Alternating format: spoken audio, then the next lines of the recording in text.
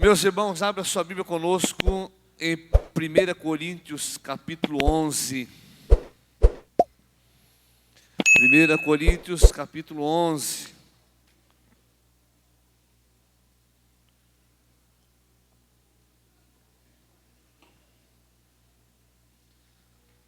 É a primeira vez que eu prego especificamente sobre esse texto. E eu gostaria de muita atenção dos irmãos, que ele tem um pouco rumo escatológico, mas vai ser fácil de nós entendermos. Bem fácil. 1 Coríntios capítulo 11, versículo 17 diz assim: Nisto, porém, que vou dizer-vos, não vos louvo, porquanto vos ajuntais, não para melhor, senão para pior.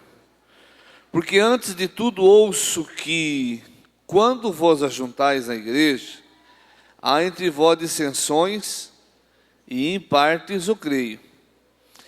E até importa que haja entre vós heresia, para que os que são sinceros se manifestem entre vós. De sorte que quando vos ajuntais no lugar, não é para comer a ceia do Senhor. Porque comendo cada um toma antecipadamente a sua própria ceia, e assim um tem fome e outro embriaga-se. Não tendes porventura casa para comer e para beber? Ou desprezais a igreja de Deus e envergonhai os que nada têm? Que vos direi? Louvar-vos-ei? Nisso não vos louvo, porque eu recebi do Senhor o que também vos ensinei. Até aqui. Meus irmãos, eu gostaria da atenção dos irmãos aqui conosco. As crianças hoje estão cooperando conosco, né? São uma bênção, nossos filhos.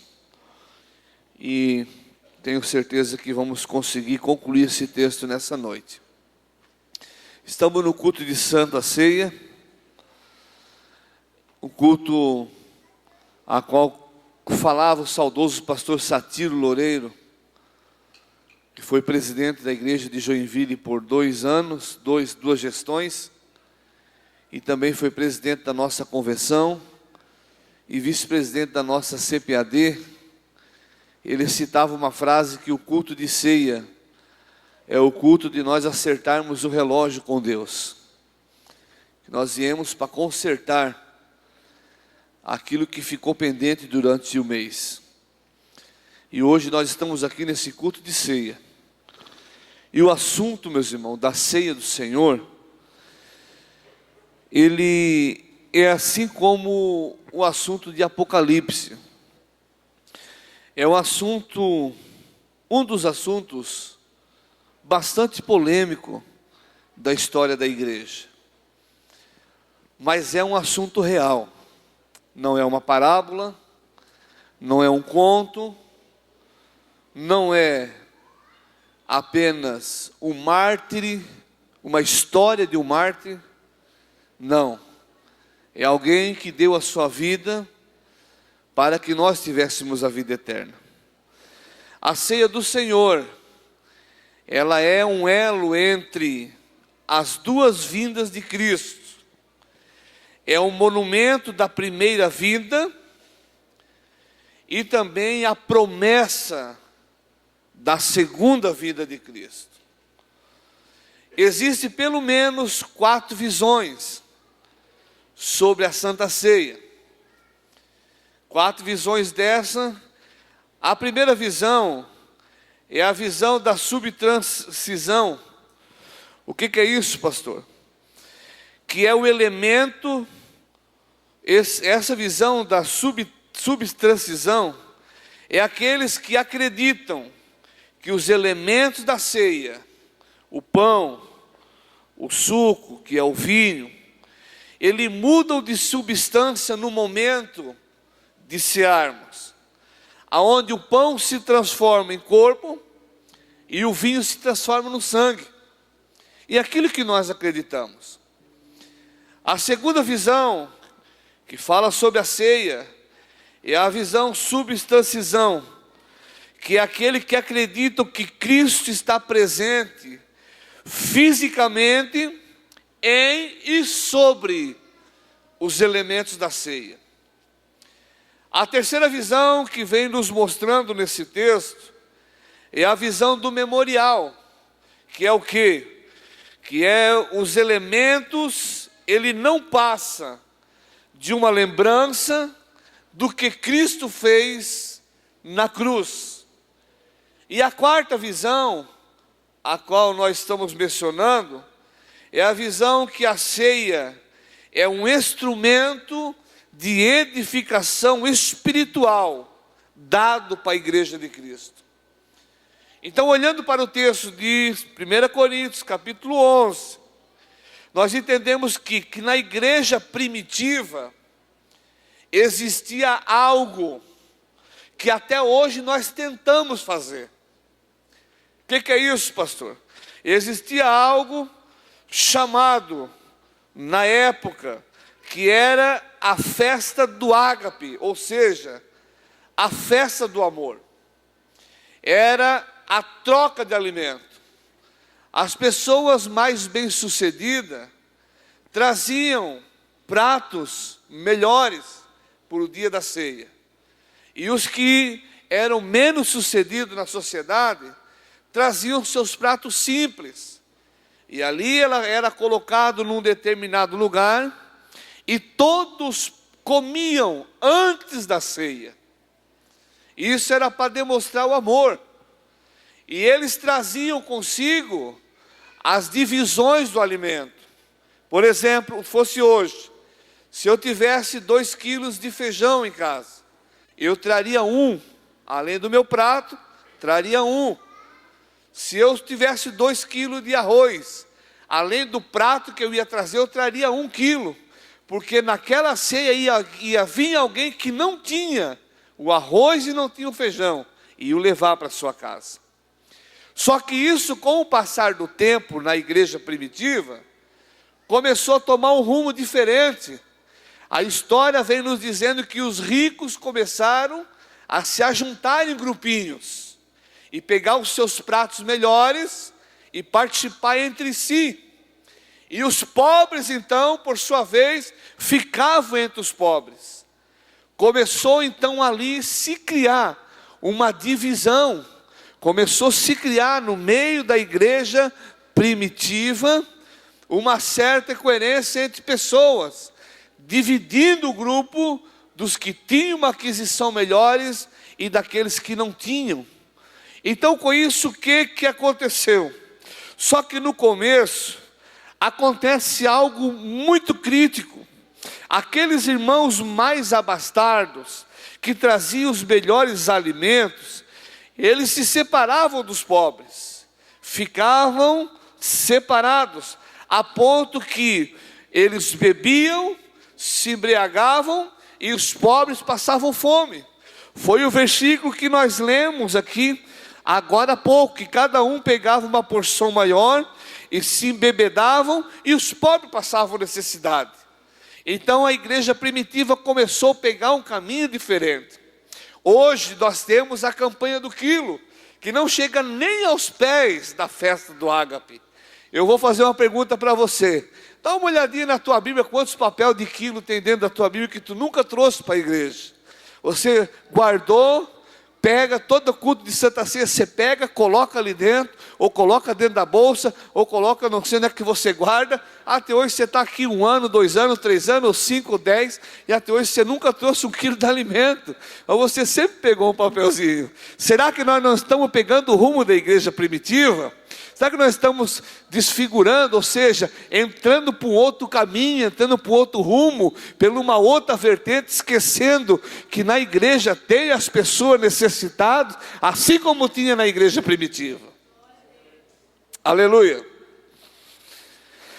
Aí após essa separação, a história diz que eles, já cheios dos seus alimentos, paravam-se as suas comilanças, paravam-se as suas bebedices, paravam o que estavam fazendo e falavam: agora vamos junto participar da ceia do Senhor.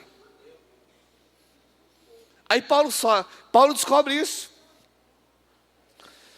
Aí Paulo vem escrevendo no verso 21 e 22 dizendo: porque quando comais, cada um a torna antes a sua própria ceia, sem esperar pelos outros, e dessa maneira, enquanto um fica com fome, o outro se embriaga. Será que não tendes casa aonde possa comer e beber? Ou de fato desprezai a igreja de Deus, humilhando os que nada possuem? Que vos direi? Acaso vos elogiareis por isso? Certamente que não vos elogio por essas atitudes. Como celebrar a ceia do Senhor? Ou seja, depois de fazer a acepção de pessoa, depois de fazer a divisão dos grupos, depois de se encher de cumilança e bebedice, paravam e diziam: agora vem cá os pobres, vamos cear. Deixa eu abrir um parênteses aqui para nós aqui. Eu acho que eu estou conseguindo esmiuçar para você entender, né? Vamos decorrendo de versículo em versículo. Deixa eu abrir um parênteses aqui para nós, trocar em miúdos aqui. A igreja de Cristo, ela é a mesma, desde o tempo da igreja primitiva e agora. Só que nós mudamos as nossas atitudes. Nós mudamos as nossas posições. Nós mudamos a nossa regra de fé. Nós mudamos o nosso jeito de crer, o nosso jeito de servir. Eu lembro, meus irmãos, eu não sou muito velho, eu vou fazer 40 anos de idade. Mas eu estou 40 anos servindo a Deus dentro da igreja.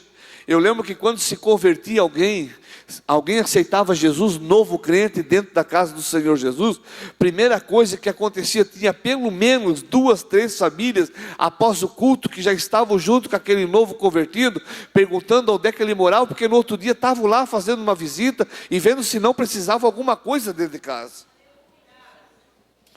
Hoje em dia é capaz dos nossos irmãos passarmos necessidade ao nosso lado, e nós sobrejando na nossa casa, sobrejando para os nossos filhos, jogando alimento fora. Vou falar um pouquinho disso aqui, jogando alimento fora às vezes, porque estraga alimento e nós não usarmos, e entendemos que dentro da casa do Senhor Jesus, existem pessoas que passam necessidades.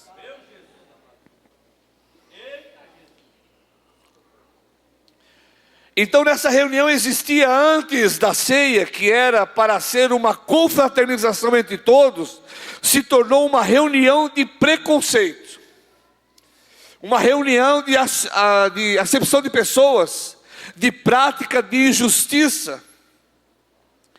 E o pecado de desperdiçar o alimento, a história nos conta, Flávio Joséfo vem contando, que os ricos traziam tantos alimentos, que o que sobrejava se dava-se para os animais. Entenda uma coisa, você irmão, você dona de casa, principalmente as mulheres que cozinham dentro de casa, você sabia que o alimento, ele é a graça de Deus na nossa vida? O alimento é graça de Deus, então não jogue a graça de Deus no lixo. Se sobrou um pouquinho, guarde. Amanhã você emenda com alguma coisa. Sobrou um arroz, faz um bolinho de arroz. Sobrou uma carne, guarda lá, faz o risoto. Sobrou uma salada, congela, faz alguma coisa no outro dia. Mas não jogue a graça de Deus no lixo. O alimento que entra dentro da tua casa é graça de Deus. Eu fui almoçar na casa de uma pessoa um dia, com a minha esposa, e sobrou meia panela de arroz.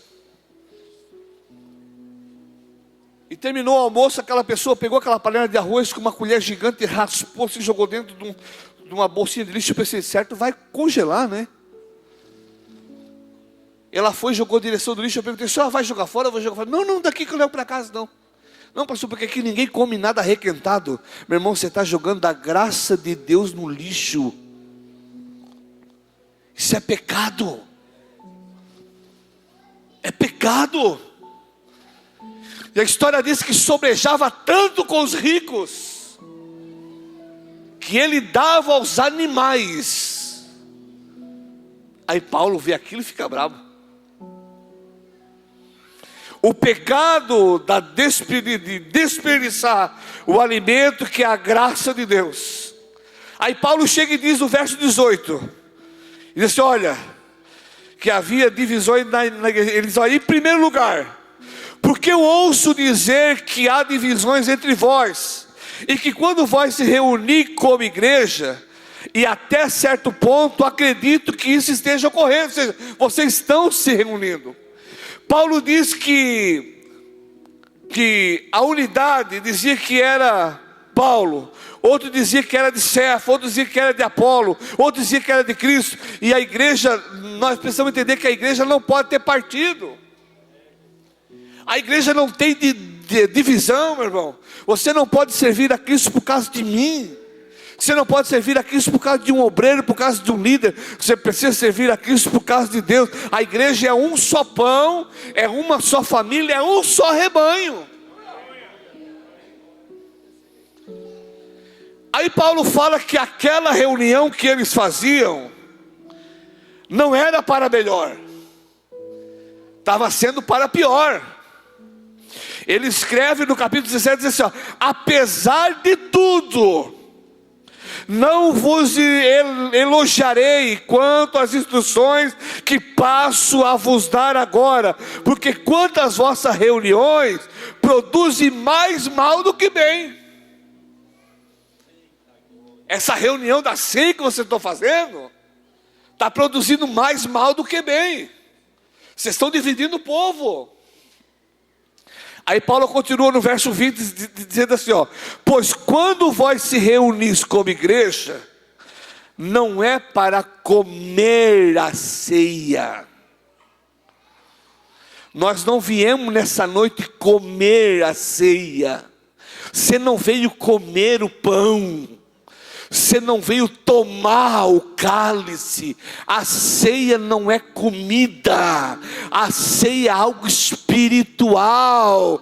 Então Paulo vem dizer assim, ó, eu digo pois a você, quando vós se reunir na igreja, não é para comer a ceia. Existe um significado maior do que comida, maior do que bebida. É o sangue e o corpo de Cristo que é partido entre vós. Orai a suremanda raça. Aí Paulo vem continuando ensinando que nesta preparatória da ceia, Paulo ensina que este é um banquete da graça. Ou seja, primeiro, é a maior demonstração de amor que é dada diante da maior demonstração da maldade. Deixa eu te explicar. É a maior demonstração de amor que é dada diante da maior demonstração da maldade. Ele vem escrevendo no versículo 23, dizendo assim, pois eu recebi do Senhor o que também vos entreguei, que o Senhor Jesus, na noite que foi traído, tomou o pão. Olha aqui. Jesus aqui, ele vem inaugurando este sinal de uma nova aliança. Que nova aliança é essa? Uma nova aliança transitando do Antigo para o Novo Testamento, que era a preparação da Páscoa. Quando Jesus ele toma aquele pão e parte, e ele diz, tomai e comei do meu corpo, ele está encerrando ali o Antigo Testamento, encerrando tudo aquilo que foi escrito, está fazendo uma nova aliança no seu sangue. Não tem mais cordeiro morto. Agora ele está dizendo assim, ó, não precisa mais sacrifício, não precisa mais matar cordeiro, não precisa mais derramar sangue, porque a partir de hoje eu estou partindo desse pão e eu sou o cordeiro de Deus. Agora o meu corpo que vai ser oferecido em sacrifício. Isso tudo naquela noite que ele foi traído. Você já vai entender. Paulo vem ensinando o seguinte também, é o segundo maior, é o maior sacrifício, é oferecido não por fingimento, mas por grande alegria. Um sacrifício oferecido não por fingimento, mas por grande alegria. Paulo escreve no versículo 24, dizendo assim, ó: e logo após haver dado graça, o partiu e disse: isto é o meu corpo que é dado por vós, fazei isto em memória de mim. O que Jesus está reafirmando aqui? Ele está reafirmando aqui que a cruz aonde ele está indo não é um acidente. Jesus, ele não foi para a cruz porque ele sucumbiu ao poder de Roma. Era isso que ele estava mostrando. Jesus, ele não foi para a cruz porque Judas por ganância o traiu. Jesus, ele foi consciente, voluntariamente, alegremente, como um rei caminha para a sua coroação. Então, antes de partir o pão, que era o símbolo do que passaria na cruz, ele celebra, ele agradece, ele insulta em gratidão ao Pai. E foi assim que ele foi para a cruz. Ele diz, logo após haver dado graça, partiu, pois olha, a partir de hoje, isto aqui é o meu corpo, eu vou para a cruz. Não é acidente, eu vou.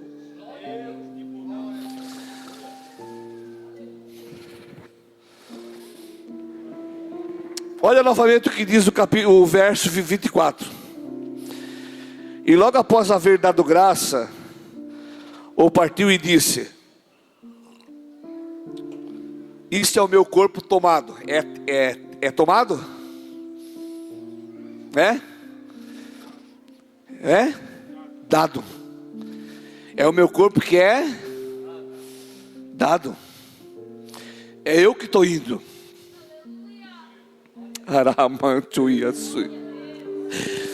É eu que estou indo.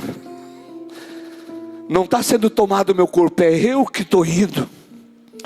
Essa parte que é dado por vós, ele está dizendo que ele é uma dádiva do Pai para a igreja. Ele foi entregue pelo seu Pai. A igreja, o Pai não poupou o seu próprio Filho, antes por todos nós o entregou. Deus, aquele prova o seu próprio amor para nós, dando o seu próprio Filho para morrer por nós, ainda pecadores. Jesus foi entregue. Ele disse: Pai, deixa que eu vou.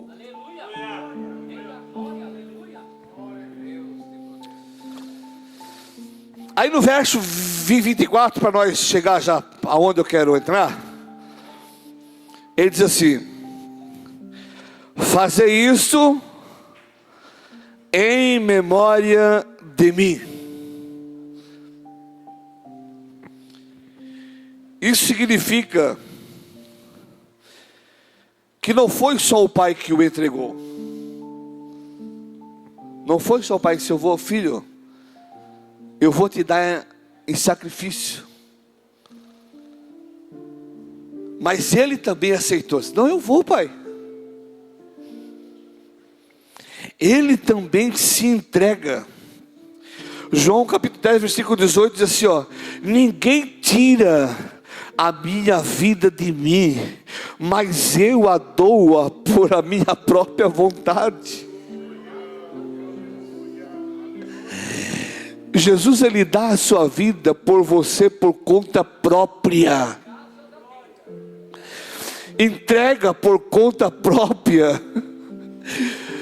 Porque se nós não entregássemos e nós não entendêssemos assim, nós vamos pensar que Jesus foi um mártir. Jesus não foi um mártir. Foi alguém que tiraram a vida dele por conta da religião. Não foi isso não. Não foi o sistema que venceu Jesus. Ele não foi encurralado naquela cruz e não tinha uma outra saída. Não. Jesus, ele foi para a cruz voluntariamente.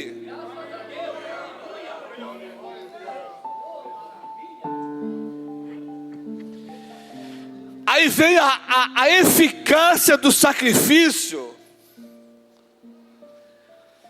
Ela não está só na informação, mas sim na sua apropriação.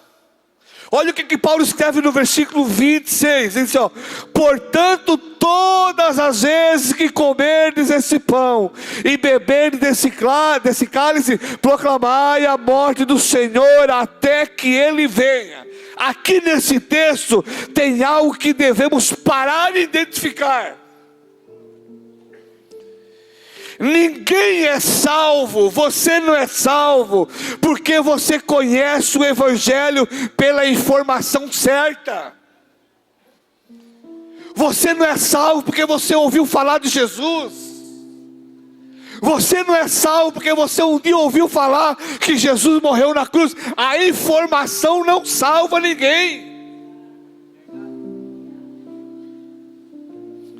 Êxodo capítulo 12, a história nos conta que o povo sabia, ouviu uma informação, que o anjo passaria aquela noite pela cidade, mas eles também ouviram uma informação, que se matasse um cordeiro pascual, dividisse a carne, queimasse a sobra, pegasse o sangue, colocasse nos umbrais da porta, essa era a informação, passasse nos umbrais da porta, o anjo viria naquela noite, e quando o anjo identificasse o sangue do cordeiro nos umbrais da porta, ele então passaria por cima daquela casa, e a justiça não cairia naquela casa. Essa era a informação.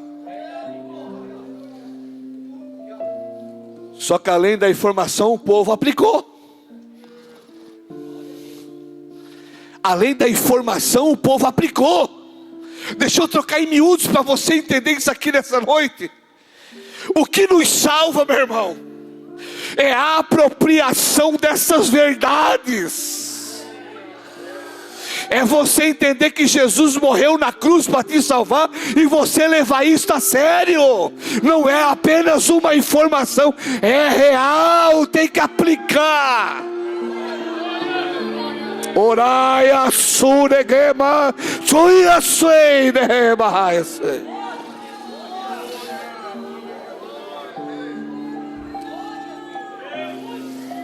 Ara suremanda assim. Porque existem muitas pessoas vivendo somente de informação. Jesus cura, eu sei que Jesus cura. Jesus liberta, Ele liberta, Felipe. Jesus salva, Ele salva. Jesus transforma, transforma. Jesus muda a vida, mas está só na informação. Nunca aplicou nada daquilo que Jesus é. E nessa noite eu te digo uma coisa: a Santa Ceia, ela não é uma informação, é algo que precisa ser aplicado. Para nós sermos salvos, tem que ter pão, tem que beber do cálice, temos que nos apropriar de Cristo.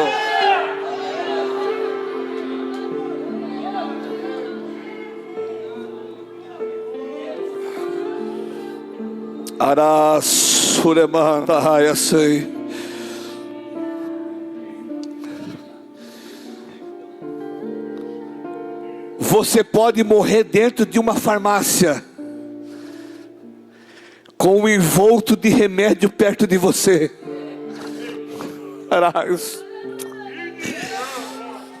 Você pode chegar infartado dentro de uma farmácia e morrer, com remédio que vai segurar o infarto perto de você,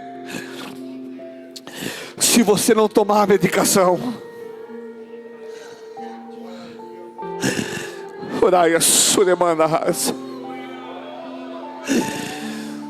Você pode morrer participando da ceia. Você pode perder a salvação participando da ceia. Você pode perder a salvação vindo no culto, congregando, cantando, pregando, tocando, ministrando, se não se apropriar do Cristo da cruz.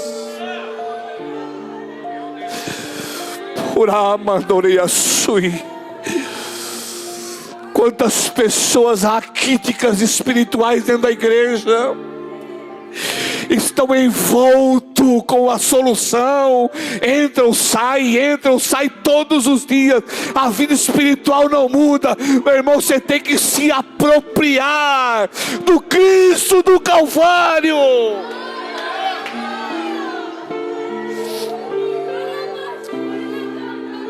Aras Suremada, eu sei.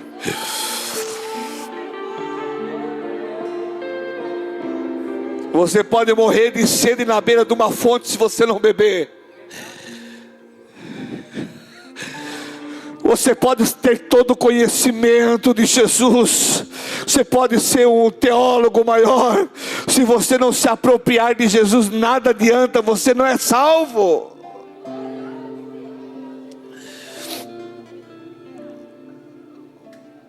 A Bíblia diz que eles souberam da informação do sangue dos umbrais da porta. E eles aplicaram. Você sabe da informação o que é pecado e o que não é. Você conhece a informação que te leva para o céu e a informação que te leva para o inferno. Você sabe a informação que te tira a comunhão com Deus e aquela que te dá a comunhão com Deus. Mas será que você está aplicando? Você está fazendo, você está seguindo a cartilha que Jesus ensina? Marque isso aqui para você nunca esquecer. Não é o que você sabe e não é o que você sente, mas é o que você crê e o que você se apropria. Não é o que você sabe e muito menos o que você sente, mas é aquilo que você crê e aquilo que você se apropria.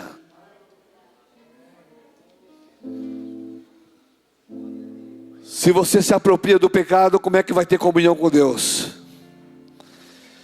Se apropria do erro, como é que vai ter comunhão com Deus? Se apropria do engano, da mentira, como é que vai ter comunhão com Deus? Você até ouve falar, você escuta a história de Cristo, você conhece a Bíblia até muito mais do que eu talvez. Mas onde é que está a tua apropriação? Quem que você está determinando a apropriação na tua vida? Isso é tão sério, meus irmãos, que Tiago ele vem escrevendo no capítulo 2, versículo 19, se não estou enganado. Ele diz: tu crê que há só um Deus e faz bem? E outro responde assim: também até os demônios creem e estremecem.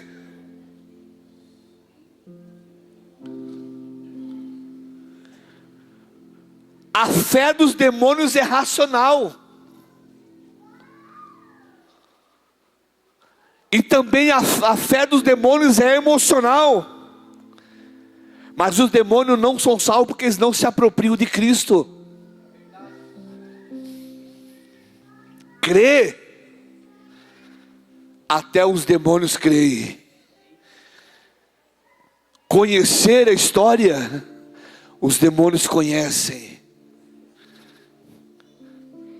Conhecer o chamado, os demônios também conhecem. Mas eles não são salvos porque não se apropriam de Cristo.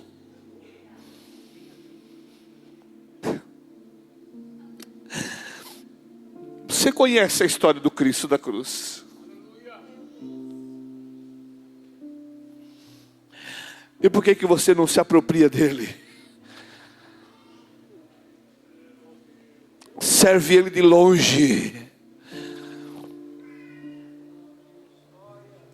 Serve ele de longe.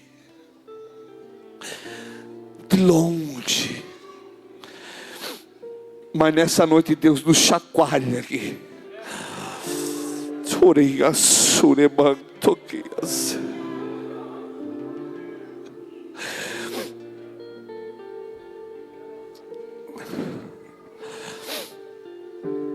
Quando se falamos de ceia, o comer e beber na ceia não é um ato físico. Escute isso aqui. A ceia, o comer e o beber não é um ato físico, mas é um ato espiritual. E os discípulos da época também não entenderam isso quando Jesus veio explicando. Eles não entenderam o beber do cálice e o comer da minha carne, até porque, quando eles pensaram isso, mas o que o mestre está falando? Ensinando canibalismo para nós?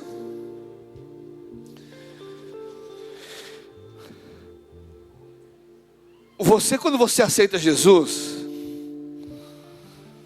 a gente não recebe Jesus no estômago, a gente recebe no coração, é um ato de fé. É um ato de fé. Então ninguém pode substituir você na apropriação de Cristo. Cada um tem uma vida espiritual a se levar. Eu não posso amar a Cristo pela minha esposa. Eu não posso amar a Cristo pelas minhas filhas. Nós somos independentes na apropriação de Cristo, no receber a Cristo, no amar a Cristo, no servir a Cristo. Ninguém pode substituir você na apropriação. Versículo 26, Paulo vem dizer assim, ó, portanto, todas as vezes que comer, você, toda vez que comer desse pão e beber desse cálice, essa experiência é pessoal. Essa experiência ela é intransferível. Sabe o que me choca às vezes nos cultos de ceia? É que no momento de ceia tem pessoa rindo, brincando, com chocarrice, cutucando o outro, rindo, tirando sarro das pessoas. Meu irmão, é um momento a qual é particular. Você está recebendo a Cristo. Você está se apropriando de Cristo. Oramando e a sua ninguém vai ser. Nós temos uma equipe de irmãs que arruma a ceia. Em todas as igrejas que nós passamos, eu e a minha esposa, a equipe que arruma, que organiza a ceia, que arruma os copinhos, o pão, antes de elas começarem a picar o pão e preparar o cálice, elas fazem uma oração: Senhor Jesus, aqui é o teu corpo e o teu sangue, Senhor. Que quando os teus filhos ingerirem isso aqui lá no momento da ceia, que haja cura. É uma apropriação do corpo e do sangue de Cristo.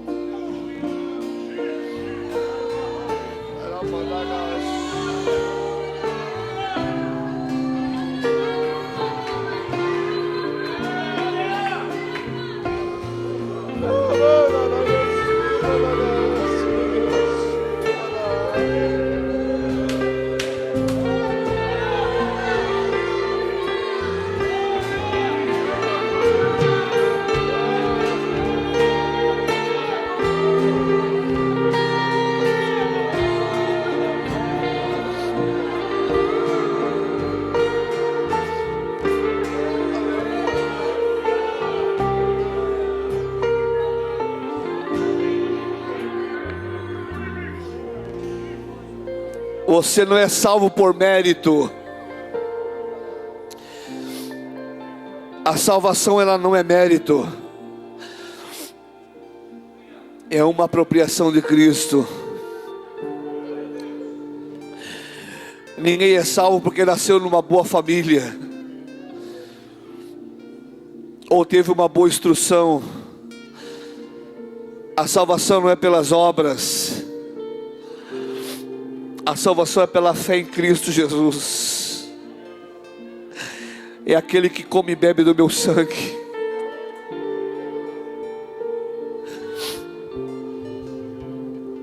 e aquele que come e bebe do cálice esse tem vida.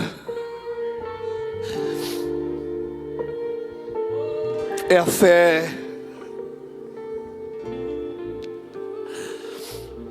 O sacrifício de Cristo é o maior marco do cristianismo, que tem que ser relembrado entre nós. No versículo 26, Paulo diz assim: portanto, não é uma vez só, todas as vezes, todo primeiro sábado do mês, todas as vezes que comeres desse pão e beberes desse cálice, proclamai a morte do Senhor até que Ele venha.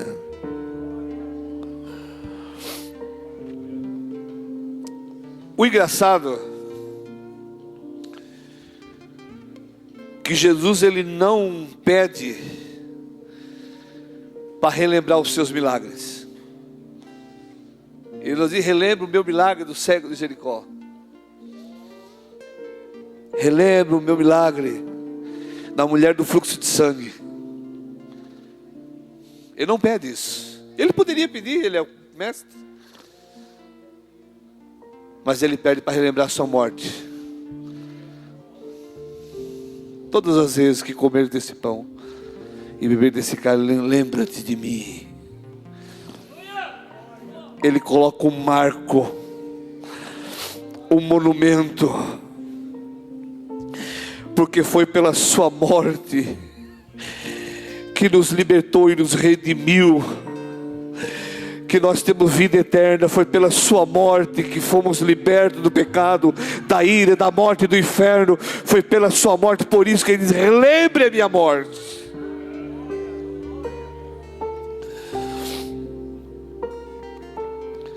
A mensagem da cruz, meus irmãos, ela é uma mensagem da igreja. Eu falo aqui aos nossos companheiros que ministram: nunca tire dos seus esboços a mensagem da cruz. Não tira, porque é através da mensagem da cruz que a igreja cresce. Nós vivemos num período de tempo em que o que abre a agenda é você dar chave de carro, dar chave de casa, dar chave disso, chave daquilo. Eu nunca ganhei a chave, até, na verdade perdi. Quem estava aqui domingo, perdi um carro agora, deu perca total. Sempre perdi, mas Deus sempre me deu condição, fui lá e comprei. Deus abençoou alguém, fui lá e comprei. Nunca recebi, pega aqui uma chave de um carro.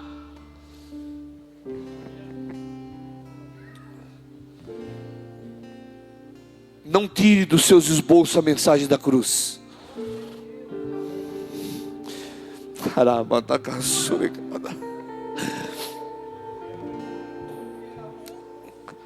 Paulo ele vai dizer que essa mensagem nunca pode deixar de ser pregada. Pregue a cruz, fale de Cristo, aquele que deixou a sua glória, aquele que se esvaziou de si e assumiu a forma de servo, aquele que se humilhou até a morte de cruz.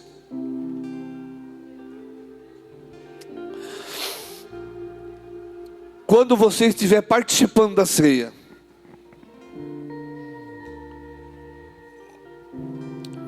nós devemos olhar para trás.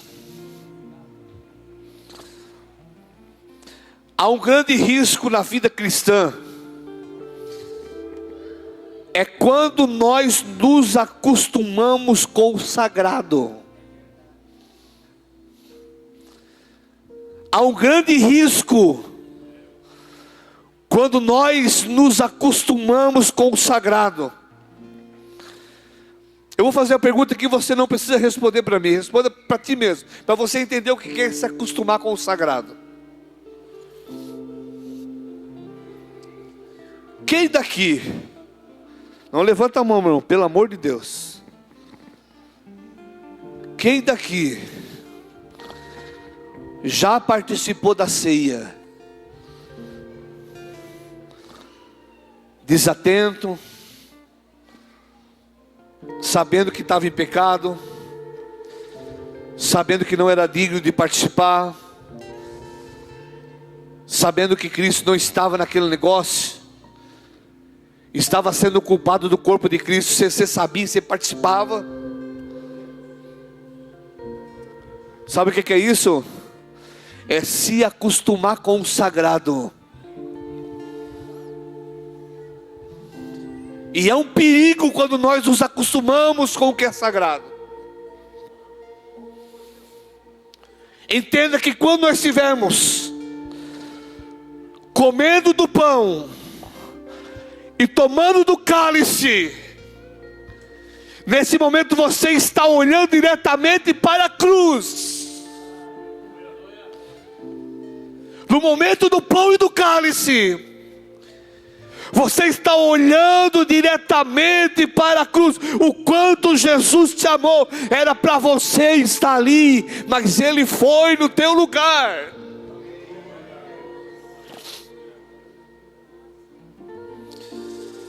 Ele, sendo santo, se fez pecado por você. Ele, sendo bendito, se fez maldito por você. Ele voluntariamente carregou no madeiro os seus e os meus pecados. E muitas vezes nós se acostumamos com o sagrado, participamos sem ser dignos.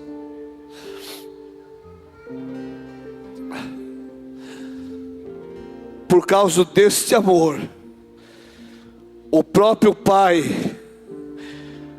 o desamparou na cruz, porque Deus lançou sobre Cristo todas as nossas iniquidades, e agradou o Pai. O modelo dele naquele dia, Deus não condenou os seus pecados em você, mas Ele condenou os seus pecados em Cristo, o seu Filho. Então eu e você participamos da ceia e das suas verdades, e precisamos vir à tona na nossa vida, quando colocamos a mão no pão e no cálice.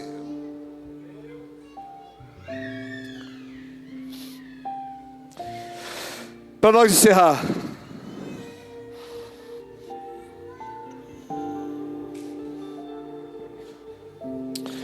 nós temos que participar e entender que o que Cristo fez por você não é uma refeição para encher o nosso estômago, é um alimento para a nossa alma. É entender que Ele morreu pelos seus pecados, pelas nossas iniquidades. Discernir o corpo de Cristo é entender que a igreja é um corpo de Cristo, e eu não posso participar. Às vezes eu sei que eu estou de mal com fulano, com ciclano, não olho para a cara do Bertano, mas eu vou participar a si mesmo. Então você não está discernindo o corpo de Cristo.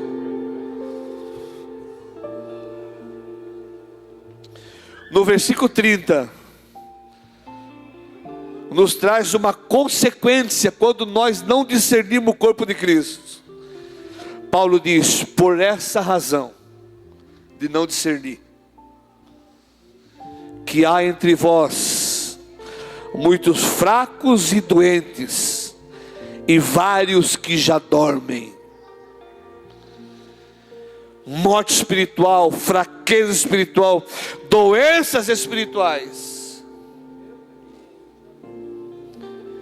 A consequência de não levar o banquete da graça e da ceia do Senhor a sério,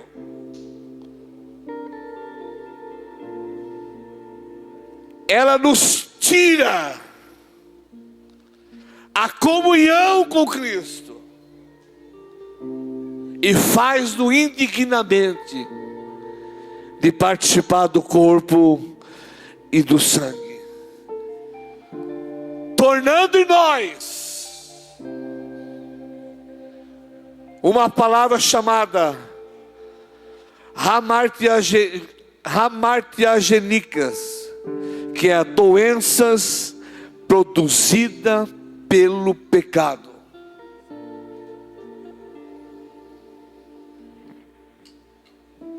E nessa noite eu pergunto para mim e para você: Aonde é que está Cristo na tua vida?